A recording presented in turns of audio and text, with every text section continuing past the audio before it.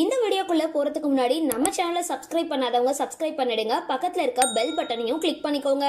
வாங்க வீடியோக்குள்ள போகலாம். 90 காலகட்டத்துல தமிழ் மற்றும் தெலுங்கு சினிமாவில் ரொம்பவே பிரபலமான நடிகையா இருந்தவங்க தான் இந்திரஜா. தெலுங்குல ஏராளமான திரைப்படங்கள்ல நடிச்சிருக்க இவங்க தமிழ்ல ரஜினியோட உழைப்பாளி திரைப்படத்துல குழந்தை நட்சத்திரமா நடிச்சிருப்பாங்க. அதை போலவே விஜய் மற்றும் அஜித் 2 பேரும் ஜோடி சேர்ந்து ராஜாவின் பார்வையிலே அப்படின்ற திரைப்படத்துல விஜய்க்கு ஜோடியா நடிச்சிருந்தாங்க. அதுக்கப்புறம் எங்கள் அண்ணா படத்துல மட்டும் நீண்ட வருடங்களுக்கு அப்புறம் நடிச்சிருப்பாங்க.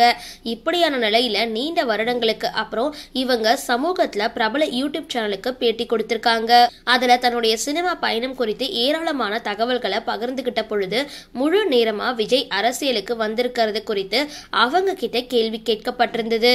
அதுக்கு பதிலளித்த அவங்க விஜய் அவர்களுக்கு வாழ்த்துக்கள், கண்டிப்பா பெரிய மாற்றத்தை விஜய் சார் கிட்ட மக்கள் எதிர்பார்ப்பாங்க, நிறைய நம்பிக்கையும் வச்சிருக்காங்க.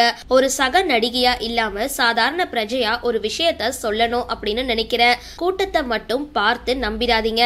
அந்த கூட்டத்தை எப்படி ஓட்டா மாத்தணும் அப்படின்றதுக்கு சரியான வழி நடத்தக்கூடியவங்க ஒருவர் விஜய்க்கு தேவை. ஏனென்றா சேரும் கூட்டம் எல்லாமே வாக்குகளாக மாறும் அப்படின்றது நிச்சயம் கிடையாது. சிரஞ்சீவி சார், பவன் கல்யாண் சார் இவங்க எல்லாமே கட்சி ஆரம்பிக்கும் பொழுது நான் பக்கத்துல இருந்து பார்த்திருக்கேன். எனவே ரசிகர்கள் கூட்டத்தை வாக்குகளா மாற்றுறது ஒரு பெரிய விளையாட்டு.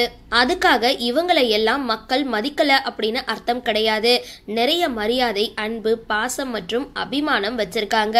சிரஞ்சீவிய எல்லாருக்குமே அண்ணையா அப்படின்னு தான் கூப்பிடுவாங்க. பவன் கல்யாண பவர் ஸ்டார் அப்படின்னு தான் கூப்பிடுவாங்க.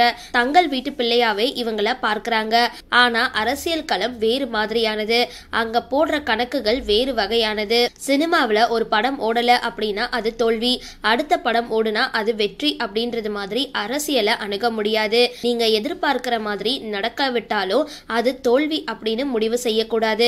அரசியல்ல தோக்கும் போதுதான் நிறைய லாபம் கிடைக்கும், ஜெயிக்கும் பொழுது நிறைய இழக்க வேண்டி இருக்கும். நீங்க தயாரா இருக்கணும். விஜய் நல்ல மனசுக்காரர், மக்களுக்காக சிந்திக்கக்கூடிய ஒரு நபர். அதனால அவரை சரியான முறையில வழி நடத்தக்கூடியவங்க மட்டுமே இப்பொழுதுக்கு தேவை, வேறு எதுவுமே அவருக்கு தேவைப்படாது அப்படின்னு இந்திரஜா அட்வைஸ் வழங்கியிருக்காங்க.